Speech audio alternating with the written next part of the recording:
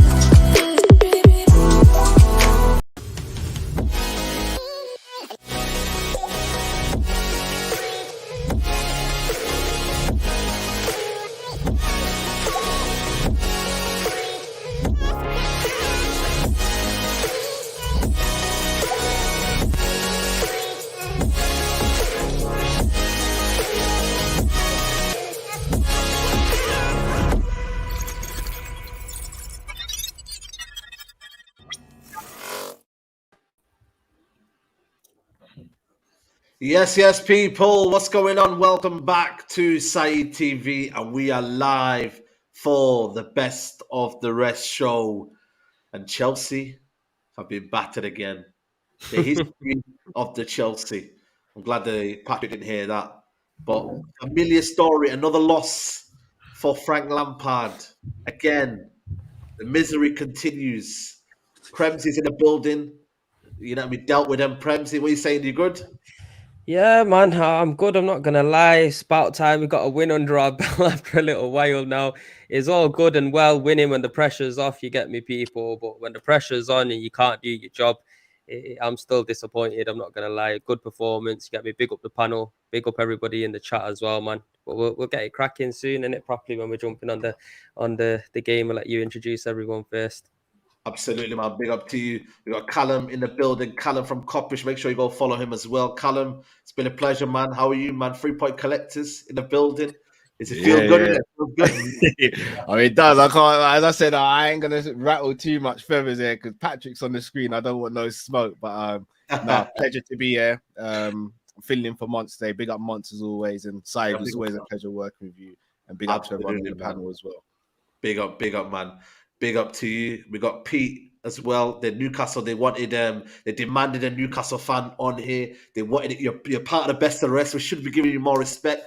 But big up to you, Pete. Make sure you go follow them, Loading Mag, on YouTube as well. Big up to you, Pete, for coming on as well, man. No, thanks for having me. And look, I'm always happy to talk about all things Newcastle United at the moment because look, I said to you boys before we went live, we're loving life right now and we're riding the wave. Absolutely, man. Big up, man. And obviously Patrick as well. You got a lot to get off your chest today. Big up to you, man. Yeah, and I said it backstage. It's annoying because Pete and Callum are my guys, but their smiles and their big grins are winding me up at the moment. I know you're looking at the screen, bro. Yeah, I'm just so yeah, we're gonna get into it. But yeah, they're both my guys. It's just annoying, isn't it? But being a Spurs fan, everything pisses you off at the moment, so it's all good. It's one of them ones. Absolutely. Zayn Vias is coming there trolling, saying Arsenal are shark hunting. All right then, mate. We'll see in it. We'll see if you can hunt Man City down. That's what we'll see in it. But listen, shit, big up to Zayn Miasi as always. Hopefully, GUNI will be joining us soon. So don't worry, GUNI won't get away with it. You get me? Hold tight, Chelsea and Carefree Lewis. He's at the game today. It's enough misery as it is, man. So big up, large up to Lewis. But we got to start with the game, man. Obviously, Premsy, you're the Arsenal fan. 3-0 up, and then obviously they got the one goal, but bro, it was easy as it could be. Could have been more, man, to be honest with you. If you're being real, you let them off the hook. Yeah, we definitely. The thing is, Saeed, we need to be stepping on teams next, and that's where the problem's been for the back end of the season. When we've got the team down, we can't finish them off, and it's disappointing to see. But on the game today, fantastic start. Arteta, he made substitutions right from the start and changed the team up in the starting lineup, and that's what we need him to do. Be bold, be brave. You get me? Don't have favoritism when it comes to picking your starting 11. If man ain't doing well, sit them on the bench. I don't care who it is. Get me? I don't care if they got a big name. They haven't got a big name. And to be fair to him today, he done that. The only one that was a little bit surprising, I would have thought he kept Martinelli in the team and maybe took Saka off and brought a Trossard on rather, but he didn't do that.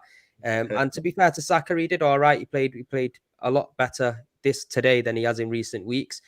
Partey had a stinker against Man City. He changed it up. Jorginho come into play. And I think that partnership between Jorginho, Xhaka and Odegaard, it looked quite well. I think it was free-flowing football. Martin Odegaard, 2 goals. Jesus with a goal. Xhaka, 3 assists. You get me? So there's nothing really to complain about too much today. I think the goal, though, conceding a goal towards the back end of the game, not for me. You get me? Zinchenko, again, switched off. And he's been doing this for time and time again in recent weeks. He needs to knock that on its head. You get me? If we want to be serious moving forward into next season, the seasons after that, these kind of mistakes got to get eradicated out of the team. A debut for Kivior. It's a bit too early to judge the guy. This is his first full debut, but from what I've seen in bits and bobs, I feel like we could have done better at centre-back than potentially him. But again, he can obviously prove me wrong. I don't want to judge him too early. Still got to see what he can offer. Played out of his position today. Normally he's a left-sided centre-back. He moved over to the right and he played there. And he didn't do too bad. There's a few opportunities there for him to clear the ball or whatnot. He looked a little bit shaky. But Arteta, for me, I think I'm just hoping he's learned from his mistakes over the last couple of weeks moving forward for not just this season, but seasons to come, because he should be changing the game early. You get me? Bringing on subs early. I think Trossard is an easy scapegoat for him to take him on and off as he pleases because of certain names in the team. And I think he needs to definitely be knocking that on the head. Ever since Trossard's come into this team, he's been full of life, assists, you get me? Got flair moving forward. And I just think we need to start thinking different now. But all in all, good victory. I'm not surprised we beat Chelsea, but at the same time, I thought it could have been one of them where Chelsea could have pulled their socks up and turned up to the Emirates. They started Aubameyang. They tried to bring Aubameyang back. They tried to bring Aubameyang back to the Emirates, and that same situation, man, got hooked at half time. You get me? It's all He's about washed, man. He's washed. It's crazy, and it looks like Jorginho stepped up and played well. So that's a good thing moving forward. Mudryk came to the Emirates, did absolutely fuck all, got the booze just like he deserved. And it is what it is. It is what it is. We got the win. We're back on top of the table for a short amount of time, should I say now? But yeah, done our job, man. Absolutely. Big up GUNI in the building. GUNI, you're here. You know what I mean? I know you're in pain, my brother. I want to hear, before we get the panel's view, I want to hear the opposite story as to what went wrong today. It went right for Arsenal, but what went wrong for you, man? Is it same old, same old? You know, what's going on, man? Carefree wherever we may be. We are the pop down CFC. We don't give a fuck wherever we may be. We are the pop down CFC, fam. This is what it is. We are rubbish. And I said it on my timeline. I said it on my fucking timeline, bro. Yeah? Arsenal fans, why are you surprised? Chelsea fans, why are you surprised? This was coming. We've got nothing in us. As soon as Frank Lampard was hired as manager, I'm on record saying, big man, yeah? No 3 points for the rest of the season. There's none. We'll be lucky to get a draw here and there, but we're not getting nothing. Frank Lampard is not a manager. I love him as a player, yeah, but this man is stealing a living. Do you know how many hungry people are out there that could do with that 5 figures a week? Like? 6 figures a week, fam. Yeah. This man's making decisions that any one of us could make, and we'd still make a better decision than him. I'm pissed off like this, and people are gonna be like, "Oh, you're just coming on to." Nah, I don't switch. I don't get vexed. But there's two fucking teams that I don't like to lose against: Spurs and fucking Arsenal. I don't like to lose against them two. I do not like to lose against them two. And what's happened this season? And do you know the worst thing about it is, the wickedest thing about it is on both lineups. Both lineups. Let me start with my fucking lineup first. Yeah? Azpilicueta, why is this man still playing football, fam? I love the guy for the captaincy and everything he's done for the club, but his legs are shot to death, cuz. Yeah, shot to pieces. Yeah. Next, Kovacic, why are you in the lineup? For the past 5-6 games, you've been playing like shit. Get out. You don't even want to be at the club. Why is this man giving opportunities to guys that don't even want to be at Chelsea? Why? I don't get it. Yeah, and then you look forward. Raheem Sterling don't want to be at Chelsea, and he's playing like he can't even play in fucking the Conference League, bro. He ain't got a touch. He can't beat a man. He can't do nothing. He can't do nothing. Now, this isn't a thing where I should be looking at individual performances, because as a whole, my team's been shocking, bruv. But please, come on. This is why I get vexed, because there's some decisions that are being made that are so overtly stupid, Saeed, bro. Facts. Ridiculous, fam. You 3-6-1 against Real Madrid, yeah? Okay, that's one thing. That's bad enough. Then you 3-6-1 against fucking Brentford, bro. Where the fuck do they do that at? What top club does that shit? Today, I don't even know. Bro, you go to the Emirates in the back four with this Chelsea team. Are you okay, fam? This is why I say about this Lampard, yeah? He took not giving a shit about this interim thing to a next level. Because you know, interims have just got better risks that they can take. They don't give a shit. This man took it to a next level. He's got the ability to take as much risk as he wants to. You can play the fucking youngers if you want, the U19s, U23s if you want. But you're persistent with these guys. I'm done. Listen, rant over. This is probably one of the very, very few rants you'll see me online with. So cherish it. Yeah, this season, I'm fucking done with it. I'm tired, bro. Sorry, lads. Bro, I feel your pain, man. I can't lie. We want more. We want more. We want more. I'm just gonna say it's the first time I've been on the stream with GUNI, but I love him already. I'm already, so I'm good for it. For real, man. For real. Bro, before I let everyone else come in here, let me just show you Frank Lampard's actual record. Last 15 matches as a manager, 0 wins, 1 draw, 14 losses. Give him a Netflix special. Give him a Netflix special for the next stand-up. 8 goals scored, 35 goals conceded. Super Frankie Lampard. Makes me sick. I mean, can't even look at this guy, bro. Why have they made him bold? Bold managers are usually good. This is what I'm trying to say, and I'm bold as well. These men are just violating me. He's trying to violate everyone. Bro, bold managers in the Premier League are actually good. Like, it's actually mad. Crazy. You know what? Callum, start with you, man. Frank Lampard. It was meant to be vibes. It was meant to be, something that they could.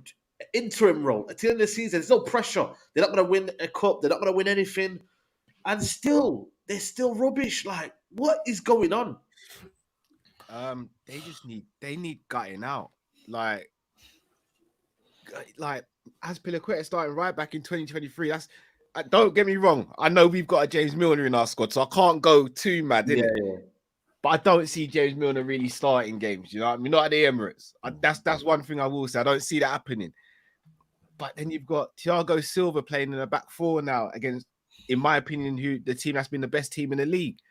Like, what are we doing here? Then Lampard again. He almost got Everton relegated, got sacked, and then he walks into Chelsea's job after he was been sacked by Chelsea before, because he was like, it's not like he did a Gus Hiddink where he went to Chelsea and was sick and he decided to leave, and then they brought him back to steady the ship again. But as I said, Todd's plan, I'm loving it. This is brilliant. He might as well be walking around just handing out 3 points like Drake was handing out money in the streets, because I'm absolutely loving this at the moment. Long may it continue. I'm old enough to remember Chelsea before Roman Abramovich. This feels like the good old days, and long may it continue. Hold on, I don't mean to cut you off. I don't mean to cut you off. I know you are inaccurate, because we still won trophies here and there. And this is our worst league finish. This is about to be our worst league finish in 30 years. 20 losses this season as well. I just thought I just 20 losses, guys. Boy, post Bro, Roman bums. Chelsea. I need to read that again. There's Please, certain let me journeyman boxers with a better record. I'm just saying.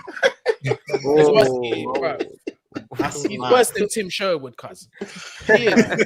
And I know that pain. To be fair, Lisa, who's a Newcastle fan, repping Spurs, she put in there, who's worse, Lampard or Bruce? And look, Bruce has always been at the top of my list as the worst manager ever, right? That I've ever seen. But Lampard at the moment is pushing him. You said pushing him, bro. He's the worst, man. Just give it to him, bro. Give us some kind of trophy. Let us have something first. Yeah, he's the worst, cuz. He's the worst. He's wicked and bad. He's terrible. Take it. Fuck me. I've never seen nothing like this. This. I heard that he doesn't even have his pro license or something mad like that. Man just driving around town and all these. That can't be true. That can't be true. Bro. I don't know, I don't know where they go. Like, Patrick, where does he do now? Like, because you can go and get another manager. I tweeted him, bring back Tony Pulis, because they're bring Sam. No, he's taking the piss. I'm being serious. They need to study the shit. They need to stop leaking goal. They need to stop. They need that kind of approach where Roy Hodgson is playing better football than Frank Lampard, who's got an abundance of talent. You're gonna make GUNI choke on his drink, man. Tony Pulis. But to be fair, Tony Pulis would at least had some sort of defensive stability there that'll actually be a shame. So I hear what you're saying. I know you're joking and stuff, but Patrick will take him at Tottenham. That's why he's hyping him up. We might actually keep a clean sheet. So yeah, who knows? But all jokes aside, that's probably the worst I've seen. Obviously, I don't watch Chelsea week in and week out, but I was excited for this game. I thought Chelsea would put some sort of fight up. It's a London derby. On WhatsApp, I predicted Arsenal to win 3 or 4-1, and I got that right. But I thought that it would be a quality thing, not the fact that Chelsea were just absolutely shit from beginning to end. I saw Sterling couldn't even make a 5-yard pass. The guy is absolutely shot. And maybe Pep Guardiola flattered him, and we saw essentially today I just saw a footballer that wouldn't even, like GUNI said, Conference League, that guy wouldn't even be playing in the Ryman's League. He was absolutely shit. Aubameyang, awful. They said that Madueke, I saw Chelsea fans online saying, Madueke's balling out, he's brilliant. And I was like, wow, this is what you call balling out. Your standards are on the floor. He was okay. That was it. Again, his touch was mediocre, made a few decent runs, gave the ball away a lot, was running around into a cul-de-sac, headless chicken. But yeah, he scored a goal and he's probably their brightest player. If he's your best player on the night, that says it all, man. Honestly, awful lineup. No tactical nous from Lampard. He could see what was going on. We could see it from a mile away. That play that Arsenal did where they cut it to the wing, Xhaka across the box. After the first or second time, Jesus Christ, get compact, stop the outlet ball to the flanks and change it up. It's just awful. To be fair, I know Premsy, he had a pop at Mudryk. I thought he was their best player, to be honest. At least he tried to do something when he came on. At least he tried to create some sort of passing lane. He had a few runs into the box, took a man on. This Chelsea team is awful. Because they're so bad, you put anyone in there. Yeah, that's it. Honestly, they're so shit. And they're just lucky that the games are going to run out. Because if there was about 6 or 7 more games, they would legitimately be in a relegation scrap. They're that bad. Like when I look at the teams below them, Southampton are better than them. Southampton put a better fight. Yeah, I know. When we played Southampton, they gave us a scare. When Arsenal played Southampton, they gave them a scare. These teams are not good, but at least they have some sort of character, some sort of pride, some sort of something. Like, honestly, this Chelsea team, I can't believe it. They paid 600 million and they're worse than they've ever been. They've all checked out, innit? They've all checked out. Yeah. How do you spend that much money and you actually get worse? It's mad. It's crazy. But this is what happens when you go out and you spend 700 million on lots and lots of players and give them huge contracts that they don't deserve. Mudryk, no doubt he'll be a great player, but he's sitting back on that money thinking, for the next 7-8 years, I'm living comfortably. I don't have to turn up if I don't want to because I'm still getting paid. And this sometimes is a problem. And this is why there's been a lot of talk recently about giving players smaller contracts and making them earn the next one. and it definitely plays a part. But you mentioned a really good point, Patrick, with regards to Raheem Sterling, because I cannot believe the fall off from him. I cannot believe it. It almost reminds me, and Saeed, you might know this better than anybody, is that one manager that had that idea of knowing when to get rid of a player before they take the drop, and that was Sir Alex Ferguson. Yes. The amount of times he got rid of players, and people go, "What? Why are you getting rid of him?" And then you see 6 months later, and you go, "Okay, that's why." And it seems to be that Pep is doing the business, like with the likes of Sterling, with the likes of Aguero. You even go back to Leroy Sané and players like that that have just not hit the heights since they've left Man City. And it's almost like you can see it. Ferran Torres, for example, at Barcelona, drop. Yeah, great shout. All of these players that we look around and go, why are they letting him go? They've made that drop, and then it makes you wonder why he's kept hold of Bernardo Silva for as long as he has, because he's still got something to offer. And when he's not, then he'll get rid of him. And it seems like Chelsea have took the bait. They've took the bait. Someone put in the chat 60 million for Raheem Sterling. If you were to sell him in the summer, you'd be lucky to get 30 for him because he's just not performing. You'd be lucky to get 10 on the form of that. Jesus, even Dwight McNeil. not 10 mil. No, I'm being serious. You'd be lucky to get 10. He's hoping Tottenham's coming with a 10 mil over him. That's what he's doing. Do you know how much this man is paid? Do you know how much this man is paid? What, 200 bags? Huh? You said 2. This man's paid more for 300k, fam. Oh, yeah, big man thing. He's paid north of 300k. Where is he going? Wow, it's not going nowhere. And do you know what? Yeah, you mentioned something. I think it was Pete that mentioned it about the price tag. Patrick, I think you did as well. Yeah, the 600 million, the money doesn't bother me. It's where it's gone, right? Because here's the thing: in the summer, we were told we don't need midfielders, we don't need a backup right back, and we're fine up top. Yeah. Then the new regime came in. 600 million came. We sacked the manager 5 days after the transfer window done. Yeah. Come January. Where's the CDM? Where's the right back for this season? Where's the striker for this season? Where's the central midfielder for this season? That's the spine. Every goalkeeper, that's the spine. Goalkeeper needed. We don't need centre backs. CDM needed. Central mid needed. Striker needed. How many of those 4 did we get? None. Not a single one. And it's not even, and this is the thing, I'm going to say this at the risk of the wrath of Chelsea fans. This recruitment, poor recruitment, did not start with Todd Bowley and these guys. Because for seasons on seasons, when we were winning things, we weren't improving on the team. First time round, we won the Champions League. Who did we build the team with? Second time round, we win the Champions League. Who did we add to the squad? Last time we won the league, who did we add to the squad? This is the problem. I think you have added. You just haven't added in the right place, and that's just exactly down to ownership. That's what I'm saying. Because even in January, you spent a colossal amount of money on Enzo Fernandez. You know what I mean? So like, it's not like he's not spending money. Sterling. Most people here would have probably took Sterling before he left for Chelsea. No, but most people would though. You know what I mean? It just now he's shit and he's looking shit. They need Jesus though. Everyone's going to say no. And they didn't get him. It's the way the club's ran. Like, I'm not being funny, but Frank Lampard, he's got no credit in the bank. What makes people want to sign Frank Lampard as their manager? It's the name. I'm saying facts. It's the name, Femzy. I think after. But this is where English football needs to fix the fuck up. Even like when it comes to Steven Gerrard as well. Yeah, understand he got a little bit. Let me finish. Let me finish, bro, before you start. Even though I like this. All right, go on. Before you don't cut me, let me just finish off what I'm saying, yeah, because I haven't done. Before, even with Steven Gerrard, he had a little bit of credit in the bank with what he done at Rangers, you get me?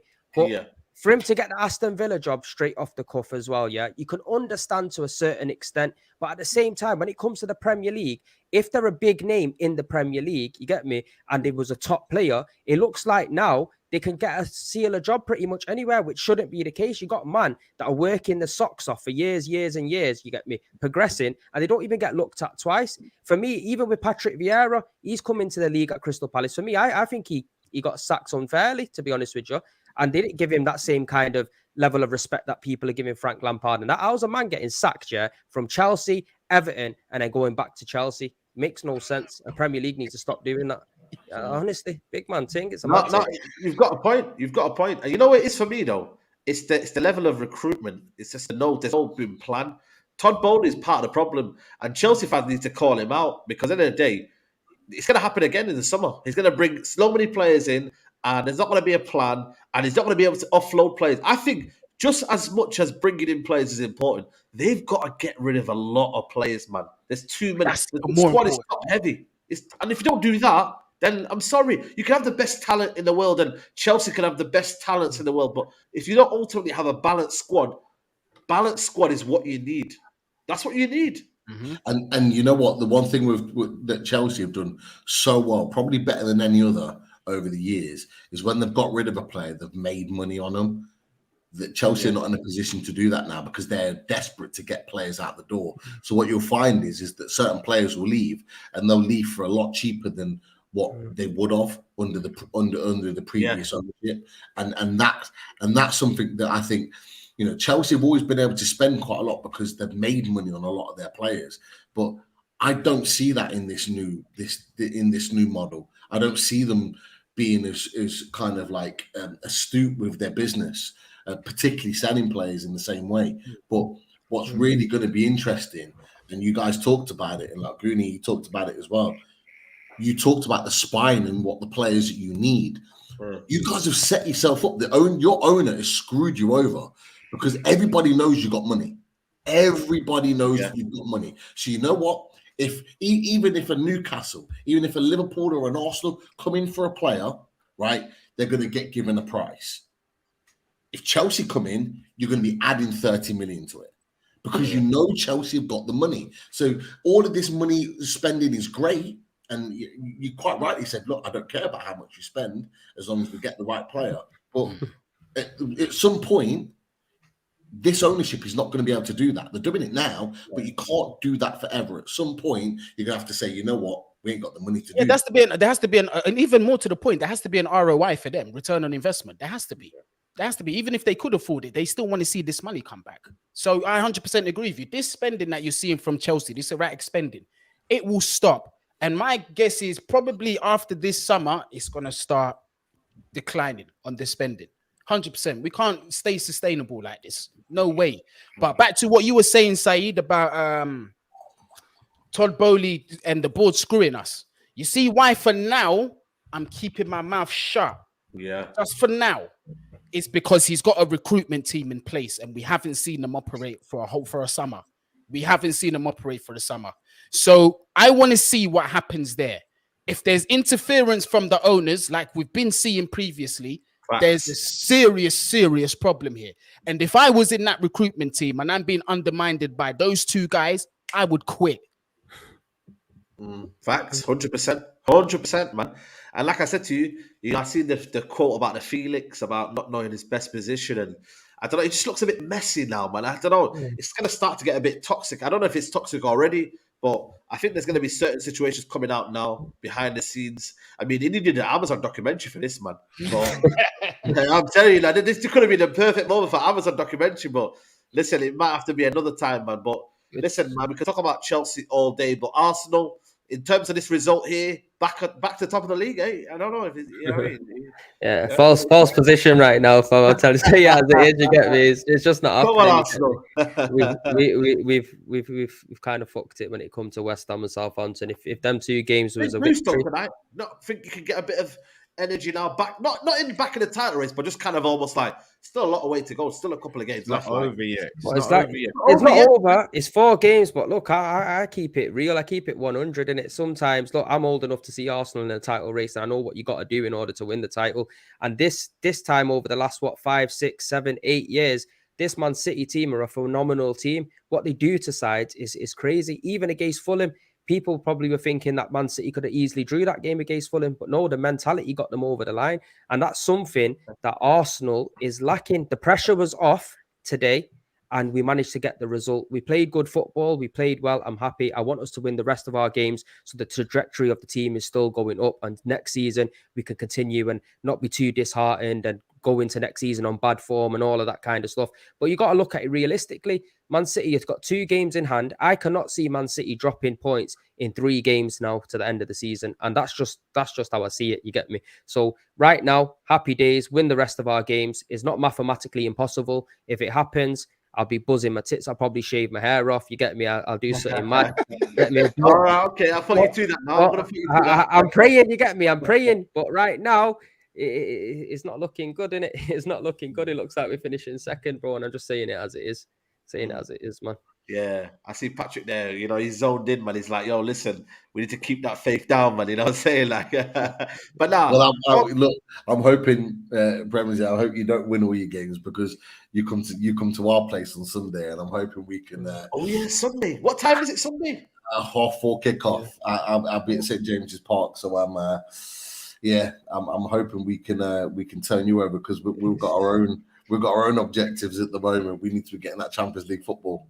It's going to be difficult. I'm telling you, Newcastle, I go there pretty much every season. This time I'm not going because I'm not going to lie, being so disheartened. Yeah, I've packed it in and I'm not going to lie, but Newcastle's difficult, man. Like I said, the crowd, the atmosphere for me personally is the best atmosphere in the league. You get me? Every year I go, they never ever disappoint. People talk about Anfield and that 9 out of 10 when I go Anfield, it's quiet. You get me? And that's just the God's honest truth.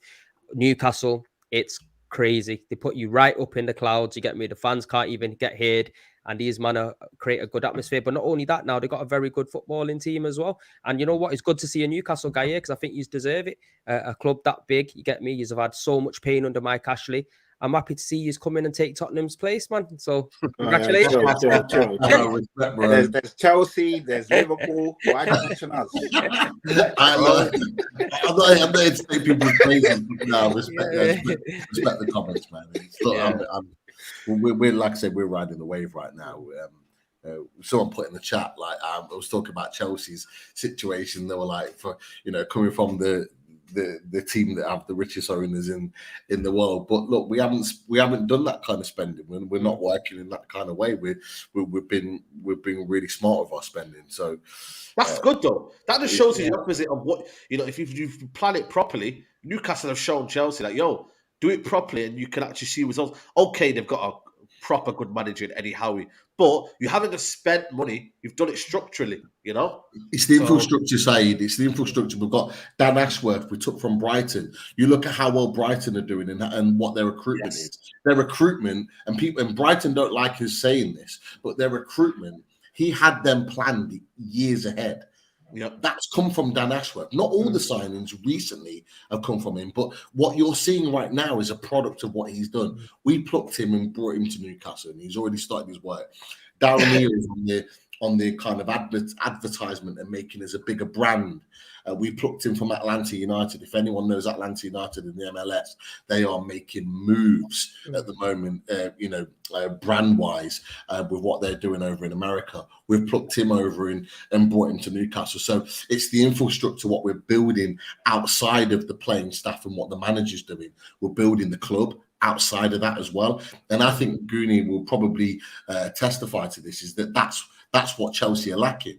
They're lacking that intelligence in the background that's making the difference. Was Dan Ashworth one of your first signings that you made when your owners bought? Yeah, well, we had to wait for him because we wanted him straight away, but Brighton refused to let him go. So we almost kind of we had to wait till the end of last season to pick him up. Okay. Until his contract ran to a certain length, and then we managed to pick him up at that point. So we've had him since the summer, but he's already been, because he knew he was coming to us. He's already had time to kind of plan ahead to see what Newcastle wanted to do next. But you know what, as well, it's not even just that. What they're doing on the pitch and in training is credit to them, because Eddie Howe, as many people will know, he went to Atletico, looked at Simeone, looked at his defensive style of play. He's implemented that in Newcastle. You can see it, even brought Trippier in. But not just that, they're improving players that are already there. You get me? Yep. Joe Linton from a striker, midfielder, Almiron, all these kind of players. Joe Willock brought from Arsenal, cheap. You get me? People didn't really see anything of him. now he's looking like he's flourishing well. It's everything about Newcastle right now is looking good. And I think even when the people look at Eddie Howe was a manager that got relegated. They took a chance on him, brought him in, and bro, you just got to take your hat off to Newcastle what they've done this season. It's not a false position. They've been there pretty much all season. Premier League, there was three clubs that he went to. So you were absolutely right. He went to Atletico Madrid. He watched them. He watched their defensive setup because he was hounded and said he didn't know how to build a team defensively. Yeah. They conceded too many goals at Bournemouth. Blah blah blah. We're now the best defensive record in the Premier League. But he went to Maurizio Sarri in Italy and watched how they play. He plays a very intense football. GUNI might well know that from when he was at Chelsea. They play a very intense, pressing type of football. And he watched them play, and he spent time with them. Then he came back to England and had a look at Jurgen Klopp. And Jurgen Klopp play intense attacking football. So if you look at who he's gone to see and spend time with and how you look and see Newcastle United play now, that's a product of what he's gone and done. He's gone away and gone and honed his craft and made himself a better manager. He's only 43. Yeah, he's young. He came in when it was like similar to like Nagelsmann. He came in like young, 29. So it raises the question, and that's why I was a part of the argument. And I'll start with you, Callum. Who should be Manager of the Year award this season? Do you give it to Eddie Howe? Do you give it to Arteta? People are saying De Zerbi. You've got Unai Emery, who I think deserves a mention in there. But who do you reckon deserves to kind of be the Manager of the Year award? I actually think this is the hardest decision for a long time for the Manager of the Year award, because the four candidates you mentioned, all of them have a right to be in the conversation. Like, say what you want about Arteta and all that, people don't really like him. I'll be the first to hold my hands up and say I weren't really convinced by him. He shut me up this season. Like, it's not just the fact of where they are in the league. And again, some people turn around and be like, yeah, well, Liverpool have fallen off, Chelsea fallen off, Tottenham ain't done what they're meant to do. That's not Arteta's fault. That's the other club's fault. Arteta's done his job and then some. At the beginning of the season, I think we can all sit here and be honest and say that none of us expected Arsenal to be in the top 2. Not many even expected Arsenal to be in the top 4. So he has overachieved this season. It just doesn't feel like as good a season for Arteta because targets changed midway through the season because they went from chasing top 4 to chasing the league. But again, that's why he deserves credit as well, because expectations changed throughout the season. That means because he was doing well. De Zerbi going to Brighton, you look at what Potter did there. And again, I still rate Potter. I think he had a rough time at Chelsea, but everyone can see Chelsea's a bit of a poison chalice now. Yep. Zerbi's gone to Brighton. I kid you not. I have never been more scared of going to an away game than when we had to go to Brighton in the league. And I kid you not, as a Liverpool fan under Klopp, I have never seen our team run off the pitch like that. I remember it was like the 78th minute. Salah got the ball and he was running down the wing. I saw 6 Brighton players surrounding him. Honestly, boys, put that into perspective, yeah? There's 10 men on a football pitch, excluding the goalkeeper. 6 of them went to hunt 1 man, and they're already 3-0 up. Do you know? So they were 2-0 up. Do you know what that says to me? That mindset is crazy. Because even at Liverpool at their peak, I didn't see them doing that. It was maybe 3 or 4 going to a player. They had 6 players around him saying, we don't care who's getting the ball off him, but one of us is getting the ball off him, and we're going to do what we do after that. Then you've got Eddie Howe, again, ridiculed by loads of people. Bournemouth were never good enough as a club to be in the Premier League under a sustainable amount of time. He overachieved with Bournemouth. Again, I didn't think he'll do as well as he's doing with Newcastle. I didn't think it would be this quick, and I prayed it wouldn't be this quick because the backing and the money they've got now, everyone's in trouble. But I think those 3 are the main. But again, you have to put Guardiola in the conversation because if he does win the treble, you can't That's just why turn I'm not around. putting the options, because I feel like everyone knows what Guardiola's going to do. So I kind of That's unfair, though, isn't it? It's unfair. It is unfair. Listen, it is unfair. But listen, man, we just have to, we just have to forget about that for now. Emery, I'll be honest. Any one of those 5 who wins it, I'm not really mad at it. Yeah, I've only got 4 options. I put in the poll, guys: De Zerbi, Eddie Howe, Unai Emery, and Arteta. So I put them 4 in there. Obviously, if I had 5, I would put Pep Guardiola. Ten Hag deserves. Is that the Manchester bias, Saeed? True United fashion, trust me. I thought we were going to put Antonio Conte in there. No, look at his face.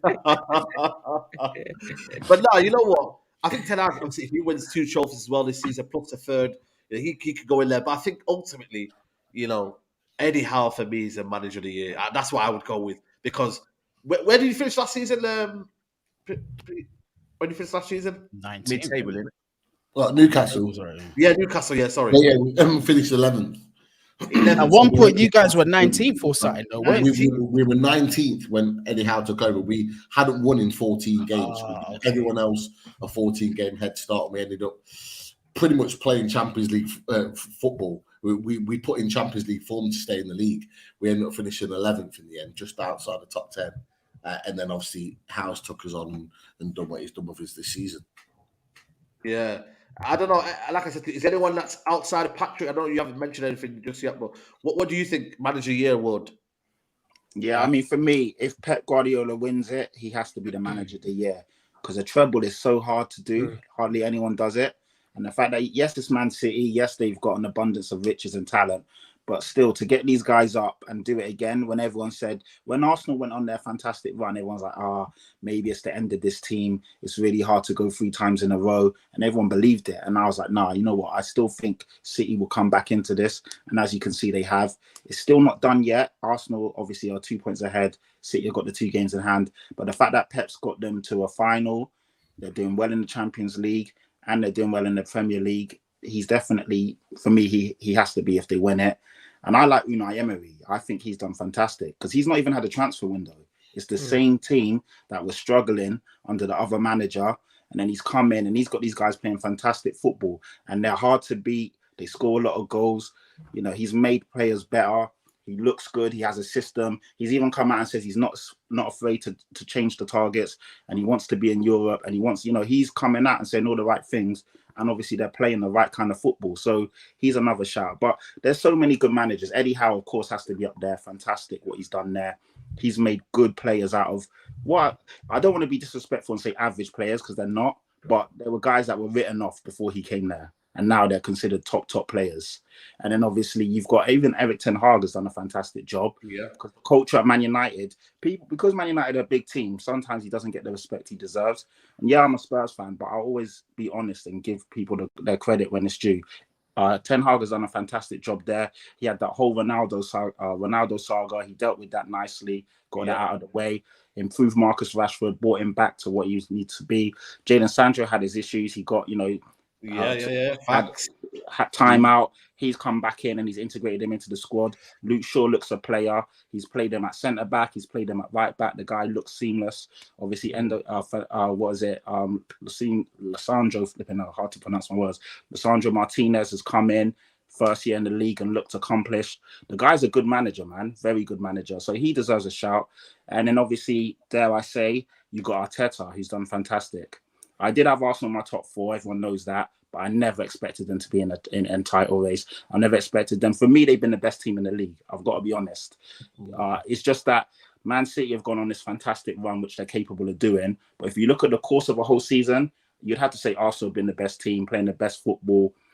I mean, they've got some good players. Young players have come in. Look at Odegaard. Looks fantastic now. And this is a guy that was written off.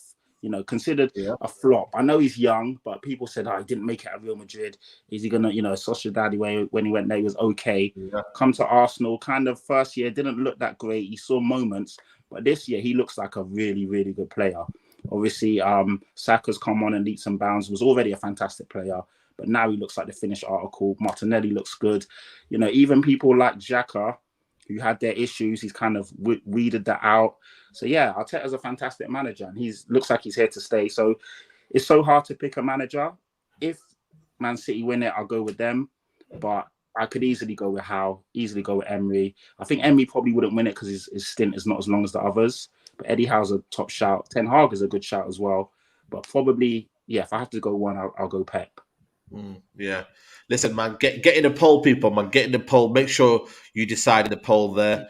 But yeah, let's talk about the top 4. And by the way, there's over 800 in the chat. Make sure you're liking the video, people. And make sure you're following everyone. Premzy, make sure you're following Kopish. Make sure you're following Man Knows Football, Patrick's channel, and obviously Loaded Mag as well. Let's get up to, it's close to 5K as well, Loaded Mag. Yeah, heading up to 6K at the moment. There you go, 6K. Yeah, come and help us along. There you go, man. So make sure you go follow them, man. But you know what? Top 4. Do you think, by the way, I'm going to ask Pete, first of all, do you think yours is secured? I know it sounds crazy to think that as a Newcastle fan and you want to be humble, but if you surely beat Arsenal That's surely secured, right? Top 4.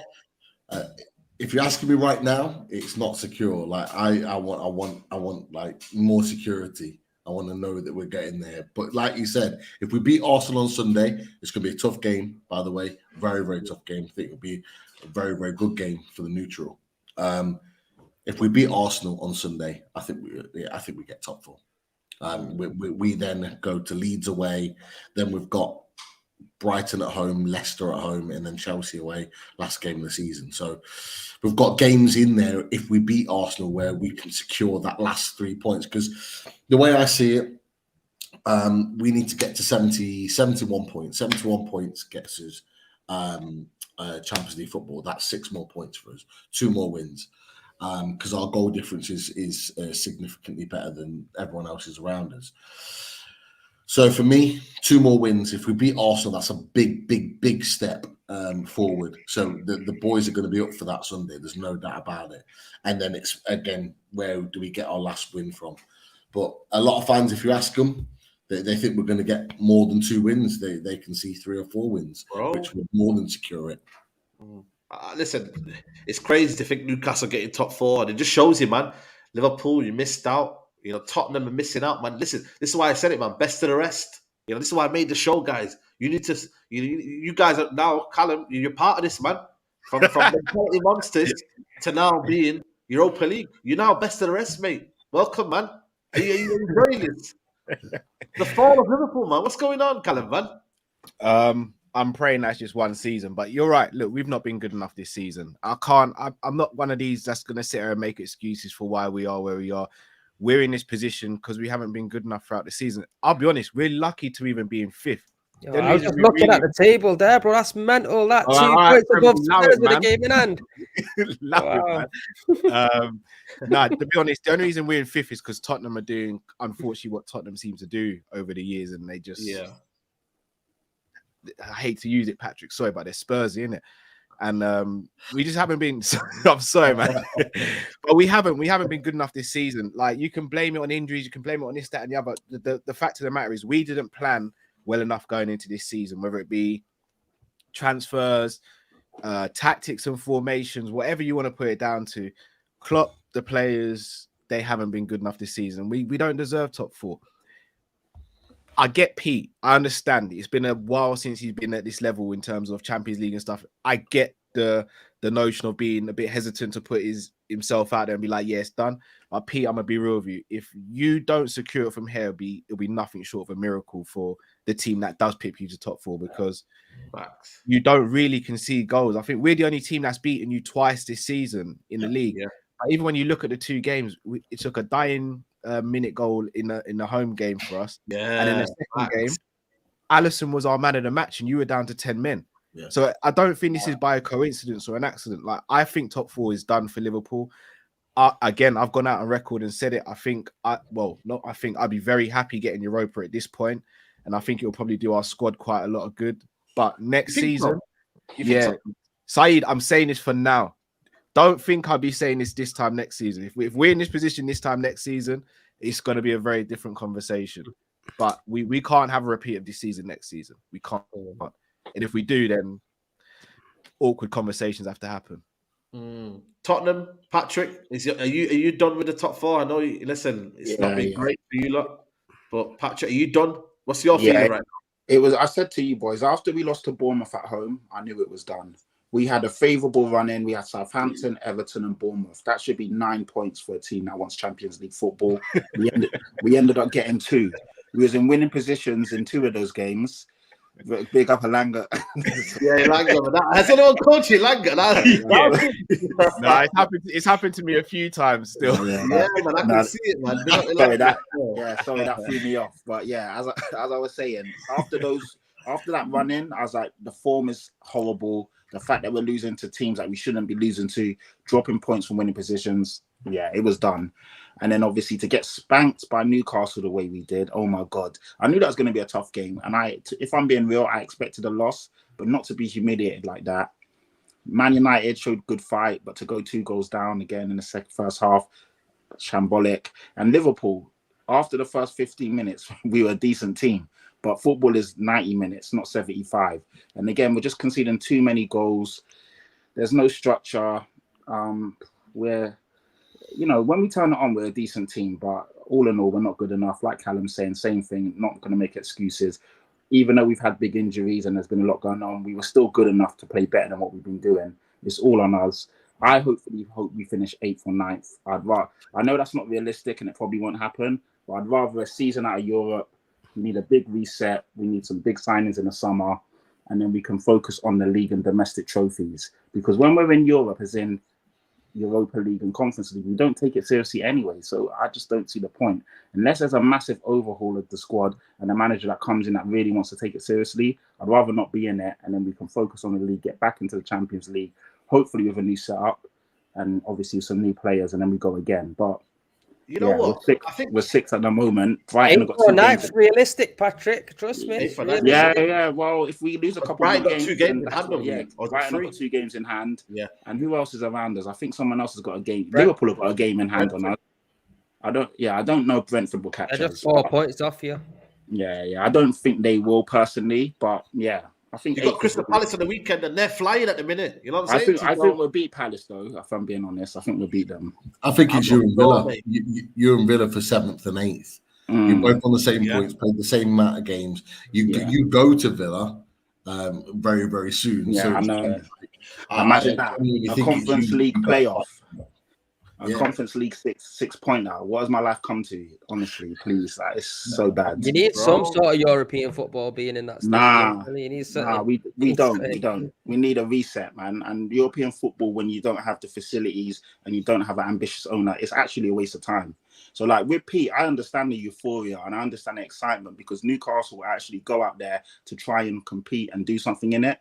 We've been in the Champions League up to some amount of times, and it's just the same old saying. I'm bored of it. So like I said, I'd rather be out of it for a year. But the only problem is it's still the same chairman. It's still the same guys above. Even though I'm saying this stuff to you, they don't see it like I see it. So for me, it's still going to be the same problems. So it's just, it's a big mess, man. It's a big mess. Big up Lisa. She says here, question all lads on the panel. If you could take one player from another team represented on this show, who would it be and why? I'll go first. For Arsenal, it would be Odegaard. For Liverpool, it would be probably say Alisson. I think, taking over De Gea maybe. Newcastle would be Isak. Tottenham, it's Harry Kane, without a doubt. Chelsea, it would be. Listen, as much as this shit, I still have faith in Enzo Fernandez, so I'm going to say Enzo Fernandez. Premsy, you go for it. I'll have to. If it was United, I'm trying to think who I'll take. I'll probably take. It's hard, because I wouldn't really go to United for any players, but I'll probably take Casemiro, to be honest with you. I think Liverpool, I'll take Luis Diaz. Newcastle, I'll take Bruno Guimaraes. From Tottenham, I'll take Harry Kane. And from Chelsea,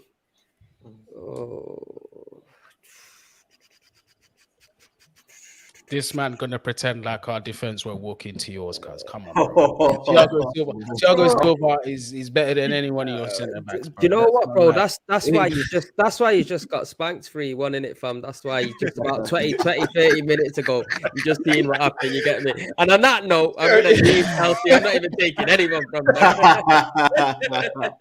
Just pass. Callum. Pass. For United, Casemiro. From Arsenal, given what our squad needs, I'd probably go Saliba at the moment. From Chelsea, this is a fucking piss take. Yeah. Every single one of you as well. No, maybe Reece James I'd take. Yeah, forgot about him. From Spurs, Spurs is Harry Kane all day, and then I'm a big fan of Isak. Pete. From Man U, I'm going to go Marcus Rashford. For Arsenal, I've got to go Saka. I've got to take Saka. For Liverpool,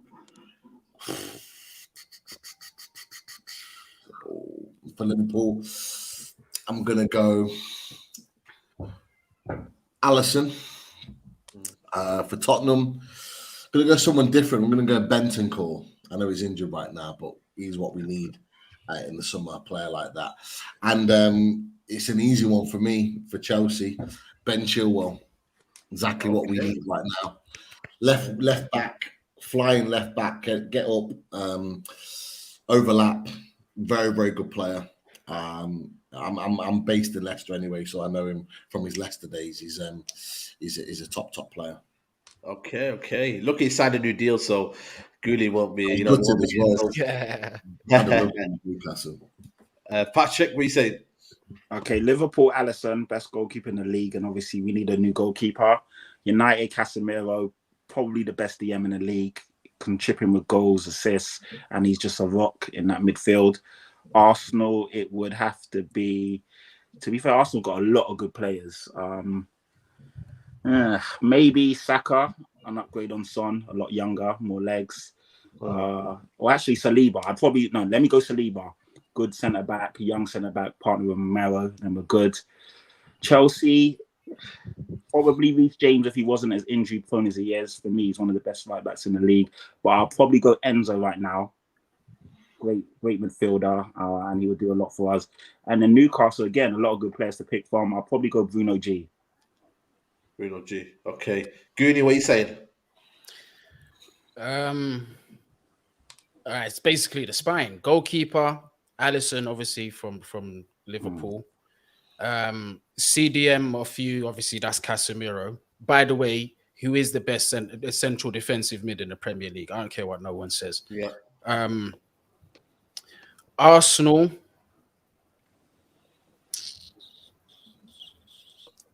I'll probably take Martinelli. I like Martinelli. Tottenham has to be Harry Kane, bruv. We got no goals. Do you know what I mean? And Newcastle,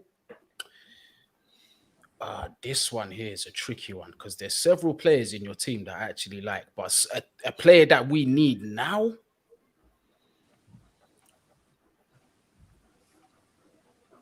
Can Bruno G play central mid in it, or does he play CDM for you guys? I forgot. I'm getting mixed up in my head. He plays both. Yeah, I'll take him. Yeah, he can be one of the central mids next to Enzo. Yeah, that'll be a nice. See, that's what I'm saying about balance. You've got more sense than bowling, man. Balance. Yeah. Trust me, I've got more than Lampard, bro. I'd do a better job than him. I'm telling you. FB says hey, Arsenal winning performing when pressure is off. That used to be like the old days when Arsenal. You know what I mean? It's crazy. Yeah, I'm not sure about that one. Yeah, I'm not sure can I say something on that? Yeah. Again, I'm the last person to come to Arsenal's defense. You know, I Premsy, nothing against you. Arsenal do my head in it. Like growing up in London, it's been rough in my life, innit, with Arsenal fans and Man United. It just is what it is.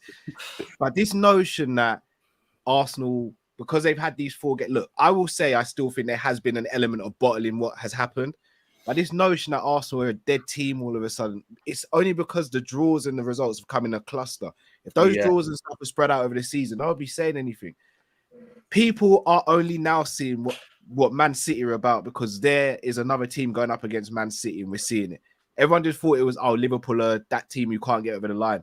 Man City are just that team, especially under Guardiola. They are those guys. And it is what it is. Sometimes. You know what's crazy? I don't know if this even makes sense, but would it be better if Arsenal kind of lost the games sporadically around the season rather than capitulating right now? I think that would have been better for Arsenal. Yeah, no one would have said anything. But again, you can't just lose. But I'm just saying, if in the context of the season, if they did lose here and there and they had a strong end to the season, but the Sharks just come in it, like Steve said. I think it's unfortunate that Saliba was out injured. I think regardless of what, I'm not trying to make any excuses or whatnot because we should be able to cover for that. But he, like I said, there's a lot of people on this panel picked him out of the Arsenal team, and there's a reason for that because since he's come into this team at the start of the season, he just clearly leaps and bounds above a lot of the centre backs in this league, and taking him out of our team, it's not been too great. It's not when you took Ruben Diaz out of Man City's team. They weren't doing too well themselves. So I think it's just unfortunate at the time that he's got injured and we just couldn't kind of recover from the situation, I think. Yeah, absolutely. Last question before I wrap up. You guys reckon Big Sam will do it at Leeds or they go down? What do you reckon? Can he keep them up? Do you reckon anyone? I need to check their fixtures. 1 sec. I'm going to check before I comment. Well, the next two are they go away to Man City and then we play them at their place. Yeah, they're going down. They've got some tough games. Nah, they're done. They're the next two, so it's not looking great for them. But they could have Ancelotti. They're still going down. They ain't winning those two. I don't know. I'm just praying a new manager bounce against City, man. If that happens, I'll be buzzing. I'll get a T-shirt with Big Sam on back. as long as Everton are in that bottom three, I don't really care. Oh, they got to play us as well. Everton, it's time for Everton to go, man. Everton need to go. I'm sick and tired of Everton being around. The thing is with Leeds, the only reason why I want them to stay up because it's 6 points for the season. Like you just know, like with United, we always beat them. Like we've never lost to them since they came here. Yeah, we've drew to them at home, but apart from that, we've won every single game. So it's kind of almost like you don't have to, you can't batter them every week when they play you. So I don't know. Big Sam, it's crazy though that we're coming to this right now where Big Sam is the result ending. Like how you have a starter pack for relegation. Big Sam, all these players, they always come around. Like they're always available. He's been begging for a job for a while, though, hasn't he? It's mad though. Leeds Football Club got all them players, got everything, and then it comes to the end where you literally have to call Big Sam to get over the line. It's absolutely mad. But Saeed, I don't think that Leeds have got the type of players that fit. Exactly. I genuinely don't see it. He got West Brom sacked, didn't he? When he came back, remember West Brom? He got them sacked. And he had longer. He had like nearly half a season to get them to keep them up. And he still got them relegated. Crazy. But listen, people, we're going to wrap up here. There's over 800 of you in the chat. So we should be at least a minimum 400 likes. So at least what you can do, guys, is like the video. It's so important for the channel, the algorithm, and all the rest. Make sure you're following the guys, man. Premsy, big up to you as well for coming on, man. Love. No, respect, bro. Honestly, a great panel today. A few of you guys, first time I'm streaming with you, so it's a pleasure. Chat, sick as usual. Go and check out Premsy TV. Did my Arsenal match reaction on there and hit me up on Premsy_AFC on Instagram. I use that platform more than any other, to be honest, people. But big up, Saeed, man. Thanks for having me on again. Big up, always, man. Callum, man, nice offer slotting in, man. Let them know where they can find you, man. Yeah, no, thank you very much for having me, Saeed. Just to echo what Premsy said as well. Yeah, it's a pleasure doing this. You can find me on Team Coppish pretty much every day. Cutting up Liverpool content. I've also got an MMA channel as well called The Sanderson Show if anyone's interested in that as well. So yeah, and probably Instagram might be the best way of getting me, or Twitter sometimes as well. Yeah, absolutely, man. Pete, pleasure, man. Let them know where they can find you. Newcastle. A lot of people don't check into Newcastle, but they got to do it now, man. You know what I mean? They have to look at Newcastle now, mate. Listen, this is it. Come check us out. Look, we're on at least 3 or 4 times a week on Loaded Mag NFC. So come and check us out. Always talking all things Newcastle. We've got a really good community, just like you have, Saeed, in the chat. So feel free to come and join. We welcome all fans of all channels. So Loaded Mag NFC, building to 6K. Come and help us along the way. And look, Saeed, massive respect for you to allow me to come on the show, and boys on the panel, absolute top stuff. So pleasure to be on with you guys. Yeah, absolutely. Patrick, big up to you, man. Big up to you, bro. Yeah, as per usual, Patrick Tyrant on Twitter. Follow me. You'll see what I'm up to. I'm doing a lot of stuff on Last Word on Spurs, working with Chris Cowlin as well, one of the big Spurs content creators. Obviously, I'm always with Premsy every Monday typically, but so we're doing a Wednesday this week. Saeed every Tuesdays and Wednesdays. So yeah, and then obviously I'm usually with Callum on the terrace as well. So all good, people. All good. Absolutely. GUNI, man, big up, man. That rant was epic, man. But love, man. Love for coming on, man. Let them know where they can find you. Yeah, man. Appreciate you, Saeed, bruv. Like, you're one of my favorite content creators, so it's always good to be on the platform. But you can find me at this cemetery pulling a liquor for Chelsea. No, I'm joking. Man knows football on YouTube. Man knows football on Instagram. Man know football on Twitter because I couldn't get all the characters in. But yeah, that's where you'll find me, people. Yeah, absolutely. Make sure you go check him out. Links will be in the description, so just follow the hyperlink and it'll take you there. And like I said, man, big up to you. Until next time, we're out. Peace.